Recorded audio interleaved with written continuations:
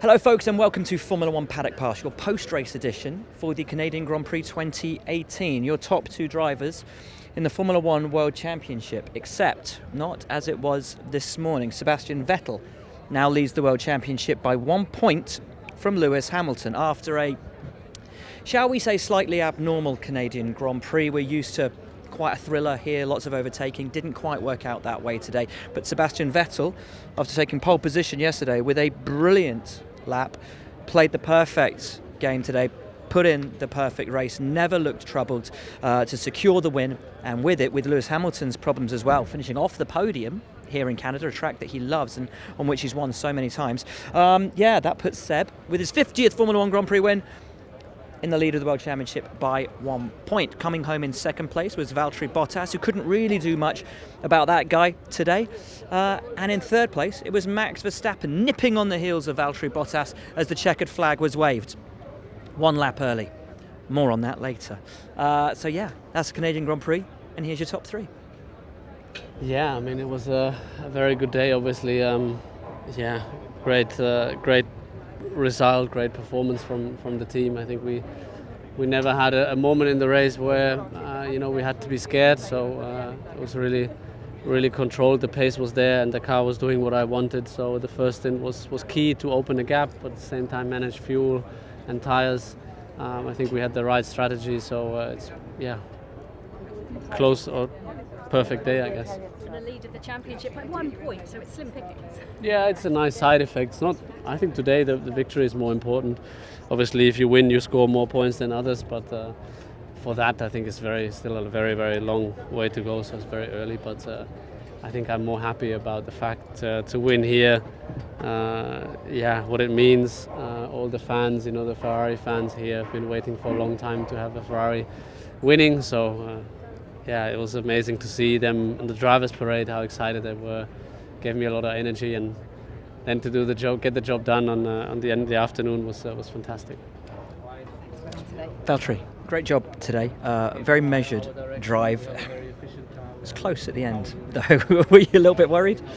Actually, not too much, because why it was so close, we had to save fuel, and I could decide where to save it, and a couple of laps before the end I saw everything was under control.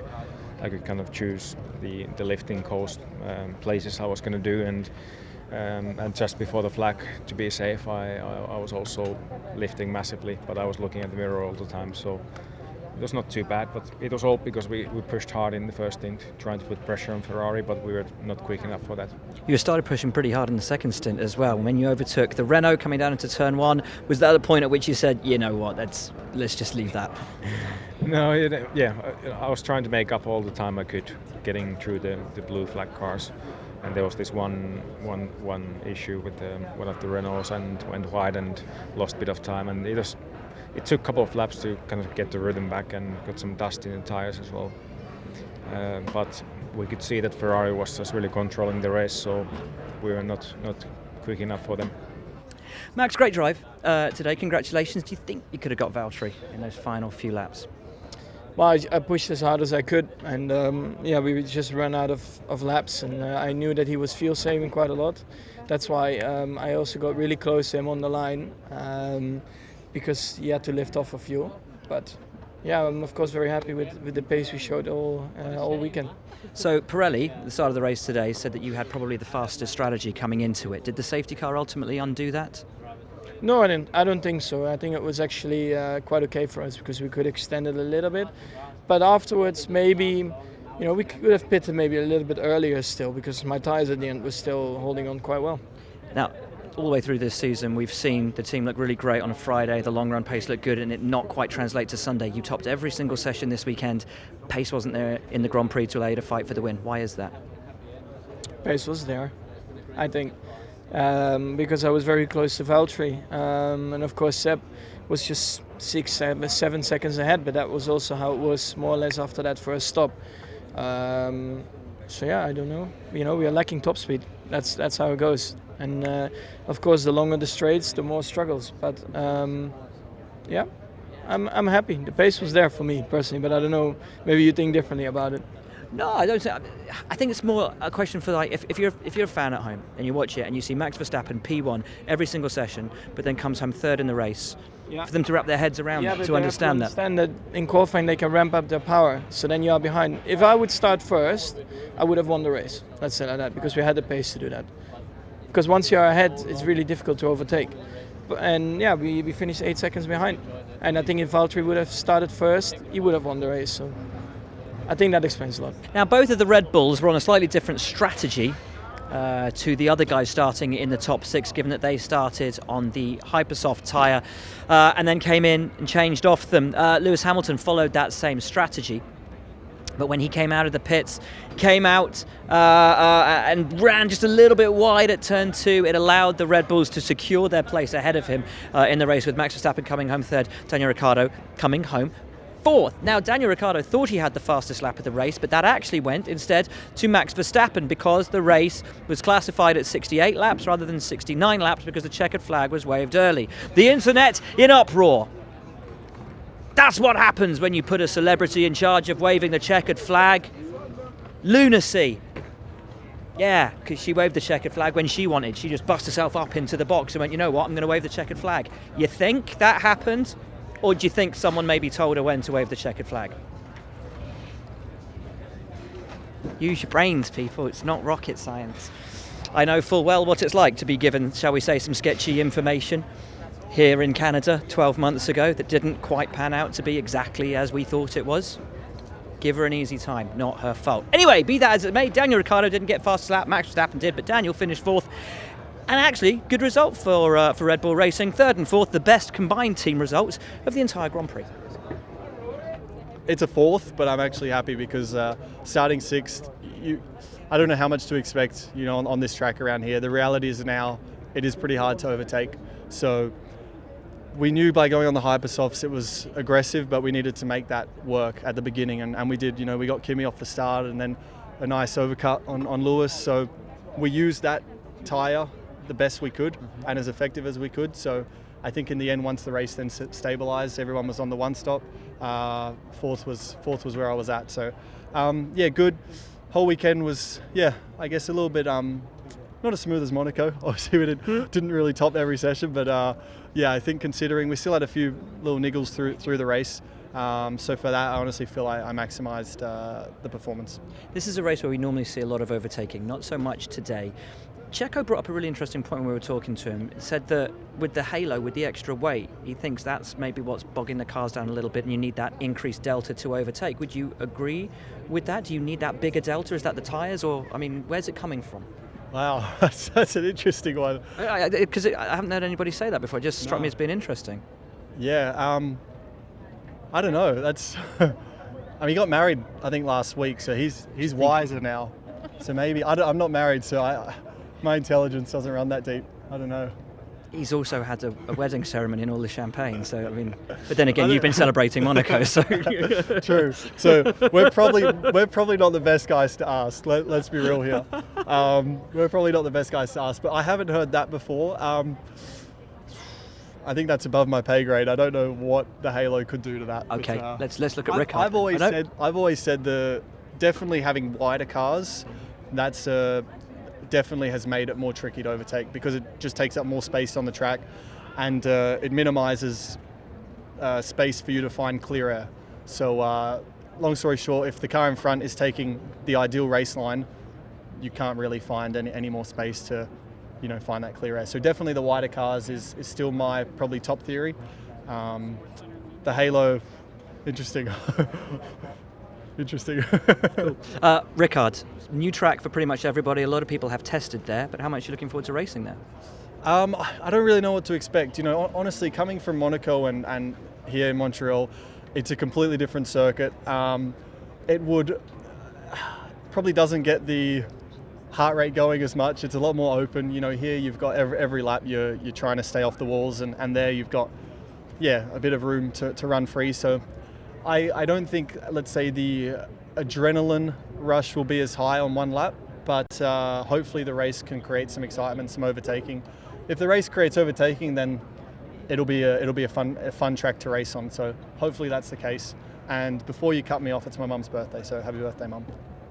So, Lewis Hamilton, we've already touched on the fact that he's no longer World Championship leader.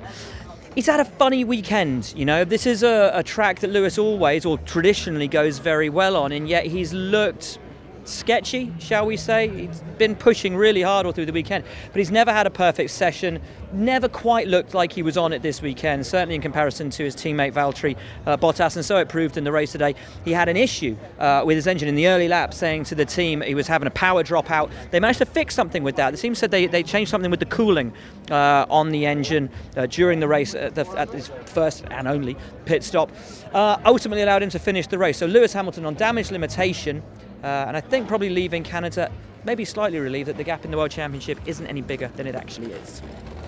Honestly, man, I'm just grateful that I finished the race. It could be a lot worse.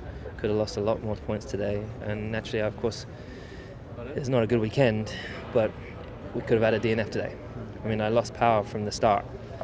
So I was thinking, shoot, is this engine going to make it to the end? I'm expecting to see smoke come out the back or something like that, but it kept going. So I'm hugely grateful that it kept going, and I gave it everything I could at the end. I was driving way over the limit, so it was super risky to try and get by. But again, a bit like Monaco, it's these cars and these tires. It's not providing very good racing, I have to say. But still. Was there a lot overtaken in the race? Probably less than Monaco. Wow.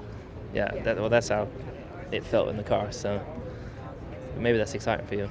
Over a single lap is good, but it was difficult from qualifying onwards. I just struggled, and but I can't tell you how happy I am that the car just did finish, you know. So thank God for that, and I'll just take it on the chin and push through to the European stuff that we have coming. It's always nice to win a Grand Prix here in Montreal, but this weekend it just wasn't meant to be.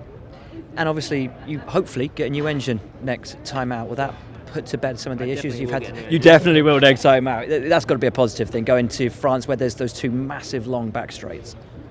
What's crazy is that we have to do this season with 3 engines. I mean, it's just weird, you know, like, and today felt like it was on its last legs. I don't know why it didn't finish, and maybe they'll find that something that's not reliability related or something like that. But yeah, it was a long way to go. But I think others are on other engines. You know, I think Ferraris are on a second engine, at least one. I think both of them are. Red Bulls are too. So we're not in bad shape really, even though we've just lost points today. We could have had an 8th. We could have had a DNF. Could have been way worse. So rounding out the top 6, Kimi Rikknen for Ferrari, pitted very late in the race, just behind the pack that included the 2 Red Bulls and the Mercedes of Lewis Hamilton that had pitted very early in the Grand Prix. Theoretically, fresher tyres should have allowed Kimi to fight and attack, but as we saw today, the difference in timing delta, the overall lap time, was never big enough to allow anybody to actually have that fight, to take the fight to the guys ahead. So Kimi ultimately pushed, didn't work out for him, had to back off. Relatively, probably going to say frustrating race for the Finn, come home in 6th place. Strategy almost worked out perfectly today. How much extra time do you think you would have needed to have sort of made that impact on the guys ahead of you when you came out of the pits? Obviously, if you take Hamilton was half a car length or 1 car length, but yeah, you know, it didn't work out. So after that, I tried to able to follow, and then I dropped off a little bit, and then I came back. But it's you know, impossible to get close enough. Yeah, pretty boring race in my view. Not awful lot different to last race, even it's completely different layout. How much of a delta do you think you need from an overall lap time in order to be able to get past somebody, just even attempt to get past them? Yeah, it seems to be more and more difficult for whatever reason. It's difficult to get close enough and then get a run. Even there's more DRS zone here and longer, even the first part. But you know, even get into the range seems to be pretty tricky today. You've got so much experience in this sport. What do you think's making the difference? What's different to the old days when you could get close, you could fight? Obviously, I guess the rule has changed since that. I think it's a lot to do with the tires also. Even without any DRS or anything in the past, we used to overtake. So suddenly we create a lot of artificial things that doesn't really give you off a lot. So I don't know. I guess it's a combination of rules and things that has changed over the years. Now the weekend hadn't started brilliantly for Renault. Problems for Nico Hülkenberg in FP1 meant that they were way on the back foot going into FP2. Then Carlos Sainz binned it into the wall during FP2. So going into even the second day here on Saturday, they hadn't done as much work as they wanted to, and it was a shame because it was looking like a really promising weekend for them. However, the team and the drivers responded brilliantly. Both qualified in the top 10, both finished wonderfully in the race. P7, P8, the best they could hope for, the best result for them as a team this season, and both Carlos in 8th and Nico Hülkenberg in 7th, delighted with a great weekend, and I think pretty much how they managed to turn what was looking pretty horrible into something that ended up looking really great. Guys, congratulations. The best result I guess you could have hoped for with the cars ahead of you in today's race. Talk us through it. Yeah, correct, true. I think best team result also we had together. Clean race. If nobody drops out at the front, this is where we are at the moment, and I think we executed the race well. It was obviously a race of managing the tires and making them last, but good effort from the team. You had a little moment with Checo at the start. Talk us through that. I think he attempted obviously a move from the outside, and I think he moved a bit on the braking or something, but he collided with my front right. I put a lot of focus on that braking to don't move and just brake straight to don't lock up any wheels, and I just suddenly received contact. So I think when he watches it on TV, he will see that it's nothing major. Yes. Absolutely, and when they had that slightly longer pit stop, team opted to bring you both in at the right time, jumped you ahead of the Force India. From that point on, was it plain sailing today? Yeah, a shame because our pit stop also was just a bit too slow to overcut maybe also Nico. I had really good in lap, but great team effort. I mean, the mechanics did such a solid job yesterday, but to get us both in front of the Force Indias today and with a well executed strategy, with a well executed plan, we thought we were going to have a lot more deg, and in the end, as always on Sunday, we come back with a better tire management and we executed our race perfectly. So coming home behind the two Renaults today was Esteban Ocon. He'd had a great qualifying yesterday, splitting the Renaults, and he got ahead of Nico Hülkenberg at the start of the race. It was looking really good for him. However, when the first pit stop came around, Ocon's was actually really rather slow. What that allowed the Renault guys to do is for them to come in, them to make their stops, and both jump Ocon, leaving him in 9th place. Certainly a better day for Ocon than for his teammate Sergio Perez. That's it. How did I forget that? Sergio was in 10th, but having a little bit of a fight with Carlos Sainz in the early parts of the race. He thought he'd kind of got alongside him and maybe even passed him coming down into turn 1. I'm going to say I feel he turned in a touch early, and by turning in when he did, and as Carlos said when we spoke to him earlier, Carlos said that he just turned in. I think that's pretty much what happened. That the stewards decided there was nothing in it. It was a 50-50 deal. Checo just went off, skidded around backwards, somehow held it and lumped himself back on. But from that point, getting back to the points for Checo was always going to be hard. So 9th place for Esteban Ocon, the best that Force India could do today. Should really have been both drivers in the top 10. Ultimately, though, just the one.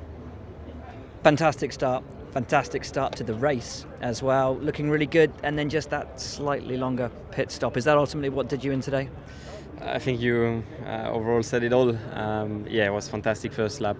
Managed to get ahead of the Renaults, which was the target. It was what we wanted to do. I was then perfect ahead of them. Pitted a good lap. I was going to come out ahead of them.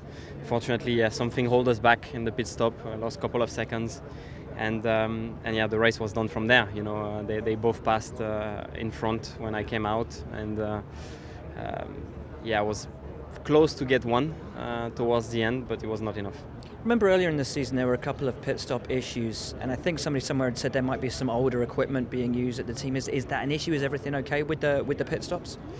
I don't know about that. It's not my point to comment on that. I'm sure we will sort it out. We win as a team and we lose as a team as well. So it's a sport in a team that we are playing. So we will come back stronger on that regard. Another positive weekend for Sauber and for Charles Leclerc. Q2 once again, and back in the points once again, this time after a monstrous fight with Fernando Alonso over that 10th place. It was great to see the two-time world champion, elder statesman of the sport, battling with Formula One's newest, brightest young star. Points, rich reward once again for him, and proving, as if he needed to, just what a prospect Charles Leclerc is. Yeah, it was great, but extremely difficult, to be honest, because I had to manage brake at the time, and at the same time I had to keep him behind. So it was definitely not easy, but this time I managed to keep him behind. Then he undercutted us because he pitted one lap earlier, and then it was basically very hard behind him because we had to manage the brake a lot. But I'm extremely proud of the team today.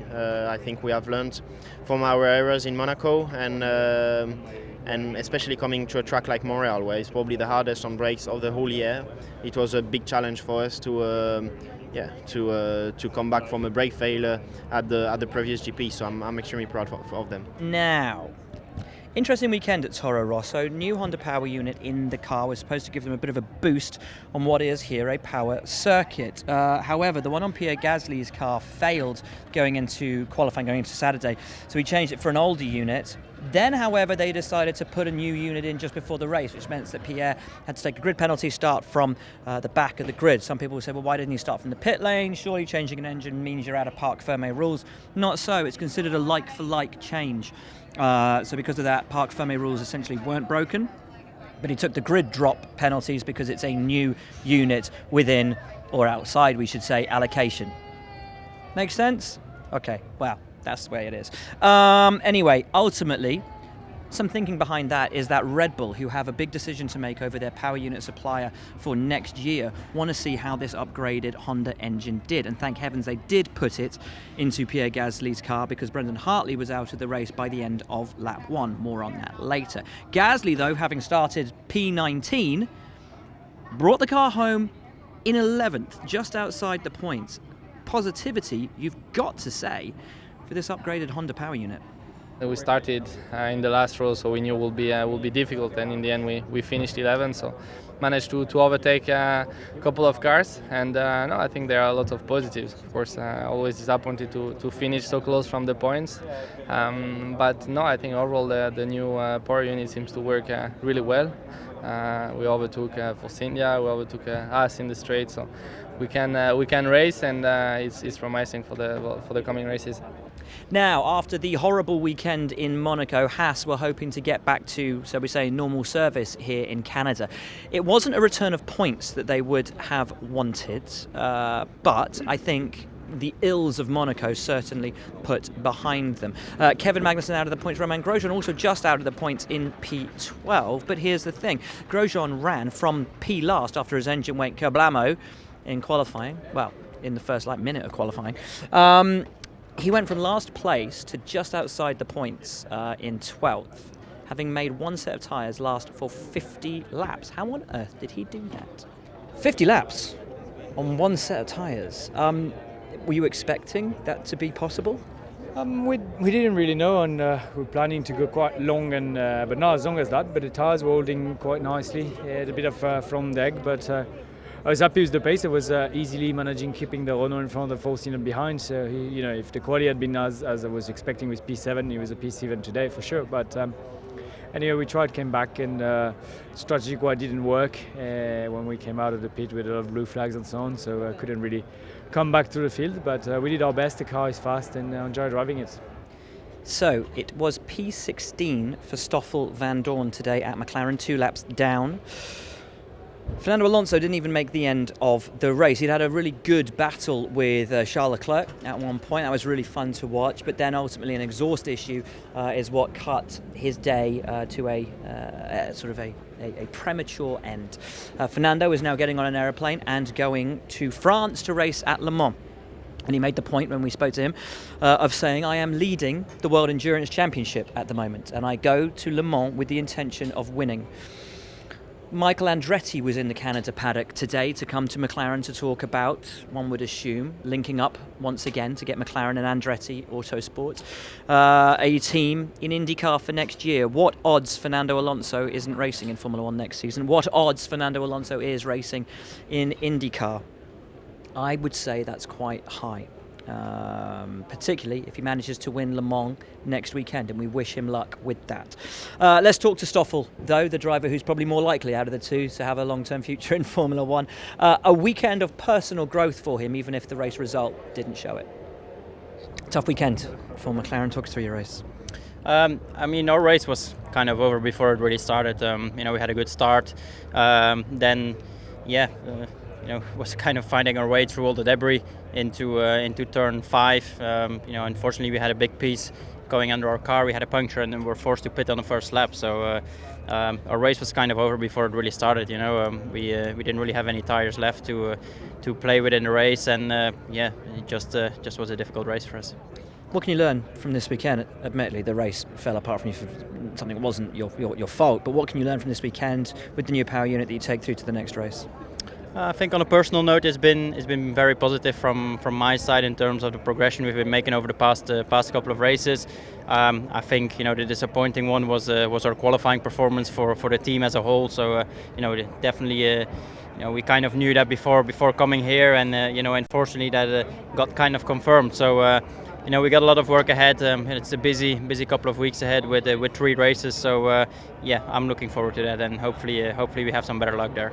Another horrible weekend for Williams. Sergio Perez, last classified finisher, 17th, 2 laps down. Lance Stroll out before the end of the first lap at his home Grand Prix.